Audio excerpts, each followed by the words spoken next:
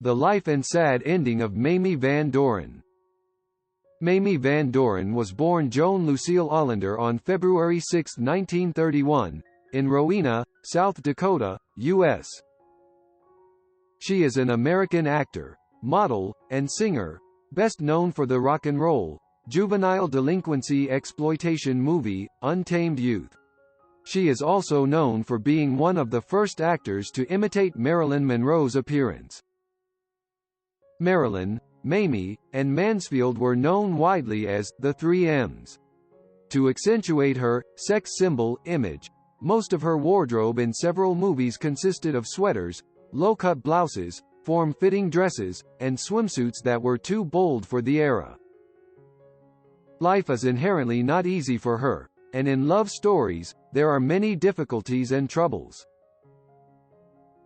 Doren has married 5 times. She got married to her first husband, Jack Newman, a sportswear manufacturer, in 1949. They got divorced the same year.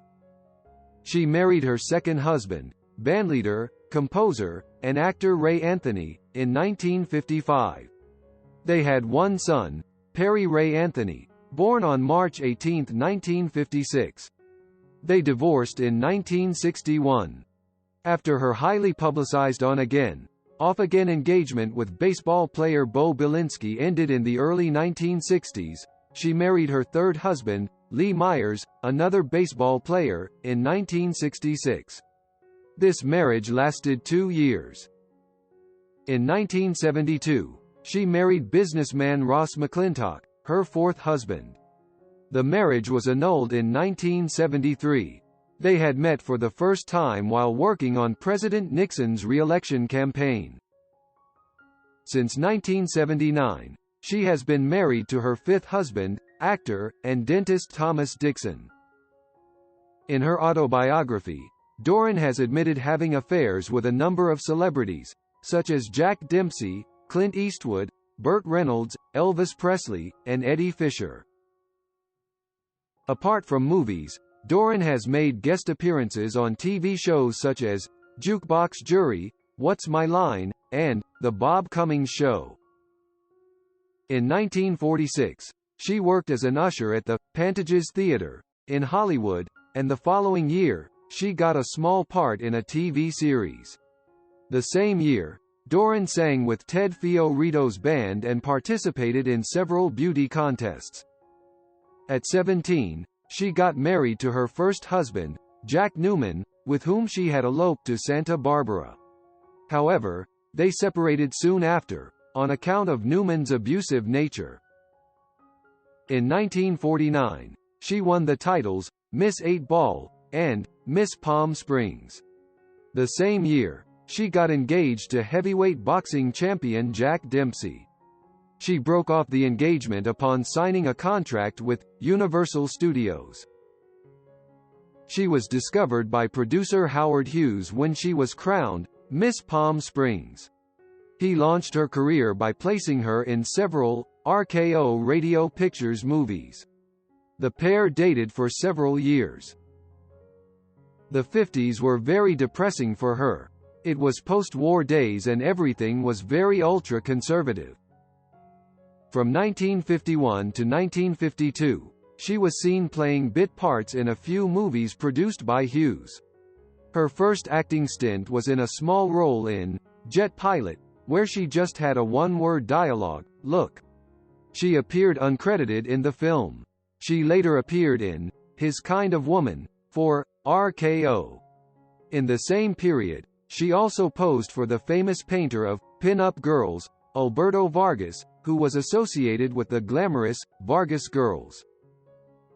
During that time, she was discovered by songwriter Jimmy McHugh while working as a showgirl in New York City in Monty Prozor's nightclub version of Billion Dollar Baby. He considered her for his musicals initially. Considering her too good for the chorus line, he later decided she should undergo drama training with Ben Bard and Bliss Hayden. Phil Benjamin, a casting director at Universal International, spotted her while she played Marie in a showcase production of Come Back, Little Sheba. Doren signed a contract with Universal Studios, on January 20, 1953. She hoped to bring the kind of success 20th Century Fox had seen with Marilyn Monroe. At that time, the Van Doren name was beginning to garner a lot of interest in the media. Other Van Dorens unrelated to Mamie included 2 Pulitzer Prize winners and a historian. The family's son made front-page news by winning $129,000 on a TV game show and then admitting the show was rigged. The Van Doren name continued to be featured in tabloids and newspapers through the publicity generated by this scandal. In 1953, Doren was cast in a minor role as a singer in Forbidden. The same year, she was cast in The All-American as Susie Ward, a wayward girl and a man trapped at a campus beer joint. This was her first major role. In 1954, she played the supporting role of a slave girl named Lilith in Yankee Pasha. The following year, she played another supporting role in the musical Ain't Misbehavin', and starred in the crime drama Running Wild. In 1956, Doren appeared opposite Clint Eastwood, an unknown face at that time, in the western Star in the Dust. Despite garnering prominent billing, alongside John Agar and Richard Boone, she made a brief appearance as the daughter of a ranch owner. Tired of Universal casting her in mediocre roles, Doren moved on to accept meatier roles in bigger and better movies from other studios. Between 1958 and 1959, Doren was seen in some of her more noteworthy movies, including Teacher's Pet for Paramount Pictures, Born Reckless for Warner Brothers, High School Confidential, and The Beat Generation. However, she was also known for her provocative roles, such as those of Silver Morgan in Girls Town and Eve in The Private Lives of Adam and Eve, where she wore only fig leaves. She was also part of The Beautiful Legs of Sabrina, Sex Kittens Go to College, and Vice Raid. Universal Studios chose not to renew her contract in 1959, making her a free agent. She struggled to find work, and for the next few years, she was only seen in independent low-budget foreign productions that did little to boost her image in the public eye. After completing The Blonde from Buenos Aires in 1961, she took time off from her career. She resurfaced in 1964, with The Candidate, followed by Freddie in the Wild West. Both of these were low-budget productions and did little to restore her popularity. The same year, she starred in Three Nuts in Search of a Bolt, where she had a beer bath scene. To promote the film, she posed for Playboy. In 1966, Doren appeared in The Las Vegas Hillbillies with Mansfield. She was also seen in the science fiction film The Navy vs. the Night Monsters. The following year, she starred in You've Got to Be Smart. 1968 saw her in another science fiction movie, Voyage to the Planet of Prehistoric Women. In the next few years, she was seen in several stage productions, including Gentlemen Prefer Blondes, Dames at Sea, and Will Success Spoil Rock Hunter? The early 1970s saw her performing at nightclubs in Las Vegas. Since then, Doren has only made guest appearances in low-budget films. In 1957, she became the first female actor to sing rock and roll in an American musical film, as Penny Lowe in Untamed Youth. She starred in some of the first movies to feature rock and roll music and became recognized for this rebellious style. Untamed Youth was later featured in the 1990 Mystery Science Theater 3000, an American TV comedy series episode, Untamed Youth.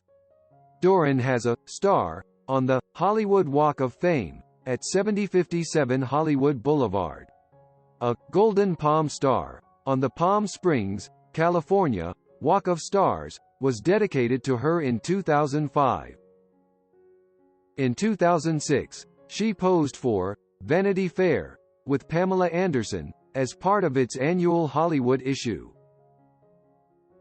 She has contributed to the soundtracks of films such as The Candidate, Girls Town, and Untamed Youth. Mamie Van Doren said, "I am very grateful that I am still here. It's hard to talk about people who have died so young. I was at the Hilton not long ago and I went to the ladies' room and there was a picture of Marilyn Monroe hanging there.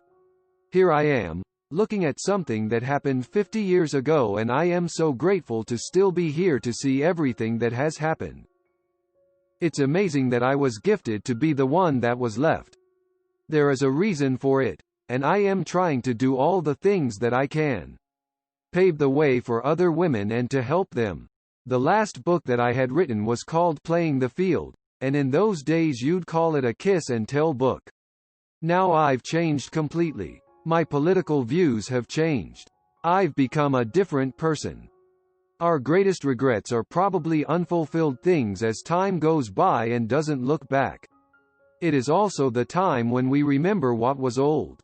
That's what life is like. Keep moving forward, and making bold decisions because we only have one time to live, a meaningful life that comes from a pure and peaceful mind."